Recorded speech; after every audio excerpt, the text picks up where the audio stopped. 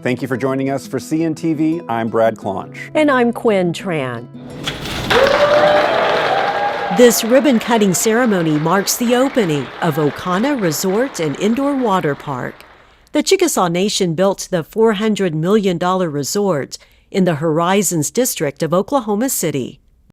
The 11-story hotel features more than 400 rooms with outstanding furnishings and accommodations, family entertainment, multiple restaurants, and retail shops. This is the biggest highlight, a 100,000 square foot indoor water park, plus an outdoor adventure lagoon that spans 4.5 acres, the fourth largest pool in the country. Tribal and local leaders say OKANA will make a positive economic impact, more than $1 billion in 10 years.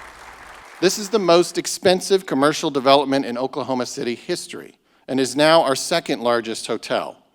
And obviously there's nothing even remotely like the water park for 200 miles in any direction. And as the Horizons District continues towards its ultimate vision, OKANA truly will be a one-of-a-kind destination. OKANA represents a tipping point for our city's visitor economy. Never again will we be a city that you just pass through. There's just an excitement. People are happy with what they're doing. They're excited about what this means. And so it has an impact on the people who come to work here and people who might want to come to work here because it's good, it's positive, and it's about family. When you think about it, all the people who come here, they're coming here as a family. In fact, our mission is to enhance the overall quality of life of the Chickasaw people. Well, the same thing holds true for anything else we do. We may enhance the lives of our people, but we should be looking to enhance the lives of everyone around us as well. OKANA is located right by the First Americans Museum, creating opportunities to showcase culture, heritage, and tourism. In a few weeks, we'll explore more of OKANA on CNTV. This March, as part of Women's History Month, we highlight the contributions of Chickasaw women. Christina Priest-Craig is a Chickasaw woman who made history in 1990, the first Chickasaw female to attend the United States Air Force Academy. Her sword from the Air Force Academy is now on display at the Chickasaw Veterans Lodge. Major Christina Priest-Craig is retired from the Air Force. She connects with us from just outside St. Louis, Missouri, to share what that sword symbolizes and her military career. Well, when you graduate, your final year, you are in a parade, and the seniors have their swords. That sword is symbolizing 4 years of toil, 4 years of learning, of taking 9 classes at a time, and it's a time management exercise. It's a people skills. It's many, many things. A symbol of making it through and being grateful for all the lessons and the experience of going there. What led you to the Air Force Academy? And you also got a recommendation letter from Governor Anna Tubby. That's right. The governor's support has always been there. He wrote a letter to help me go to the academy. And I think it was very important, very pivotal. And I'm very, very incredibly grateful for his support and for the support of the nation. So to go to the academy, it requires a nomination from a congressman, Congressman Tom DeLay in Houston. And I was a reporter on 5 different clubs. And the year before I went to high school, an Air Force Junior ROTC unit started. And so it was a village that helped me, very much tribal, that helped me go to the academy. And so everything seemed to be leading that way. I was in Civil Air Patrol, got a Billy Mitchell Award, I got my pilot's license, civilian, and all these things. And so everything was going that way. I left high school and I went to the Air Force Academy. We say the academy, for 4 years. I remember sitting at a table and there were a couple of people from different nations, or there was different people from all different states there.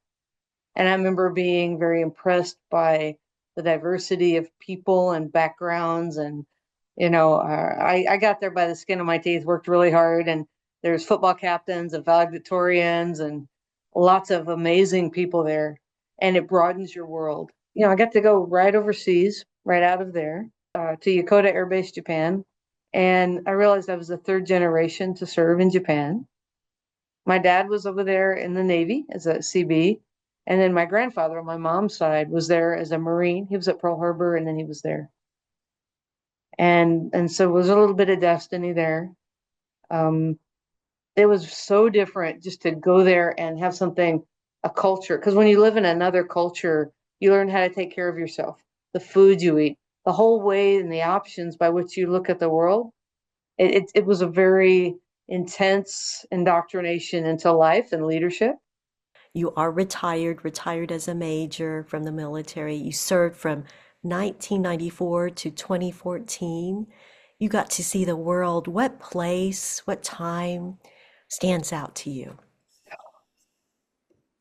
I think when I was with NATO and I was doing the Joint Logistics Support Group from Madrid, and we deployed to the Balkans, to Kosovo.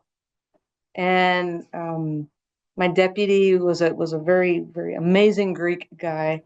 And this French first lieutenant I was taking over from him, who was a nuclear engineer. And he explained to me that from where we were in Kosovo through the former Yugoslav Republic of Macedonia to the northern Greek Republic of Macedonia, where my deputy was from, and understanding some of those dynamics. Like when they say the Macedonians and the Phoenicians, that's where the Macedonians came from. And I got to go on a 3-day pass to Thessaloniki, which is Thessalonians. And those things, they stuck out, and really learning about the different nations from their own people. The Greeks and the Turks sat there and described to me, over dinner one night, what the issues are between their countries. And it was just put a human face on the world. I see a little bit of red above your head. Oh, It looks yeah, like the Chickasaw warrior blanket. it is. To know that you are the first female Chickasaw to attend and graduate from the U.S. Air Force Academy, that is part of Chickasaw history. Do you feel the impact of your Chickasaw heritage on you and what you can do to impact your tribe? As a credentialed life coach, I want to do more. And so I'm going back to school and I'm getting a degree, a master's degree in clinical mental health counseling to become a licensed professional counselor, an LPC. And, my dream is to be a full-time healer. And we'll see where it goes. Perhaps I can help the tribe, help our people, help veterans. I'm open, and I just want to see what doors God opens.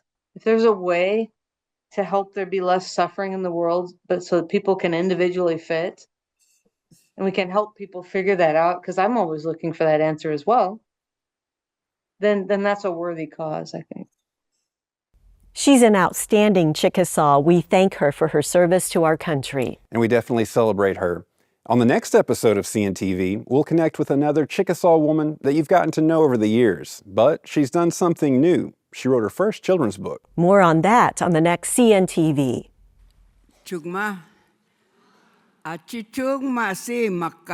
Registration is now open for the dynamic women of the Chickasaw Nation Conference. The 2-day conference is set for May 29th and 30th at the WinStar World Casino and Resort Convention Center. This year's theme is Honoring Our Past, Shaping Our Future. The conference features presentations, panel discussions, and the announcement of the 2025 Chickasaw Dynamic Woman of the Year. Registration is required to attend. Visit the link on your screen to register online and to access additional conference information.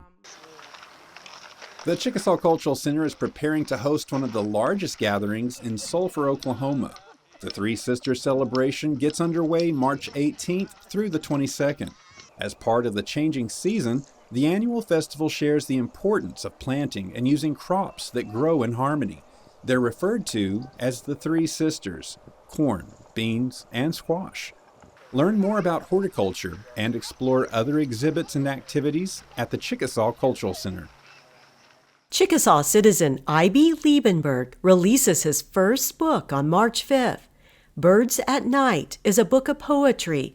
It earned the 2024 Sowell Emerging Writers Prize and is now published by Texas Tech University Press.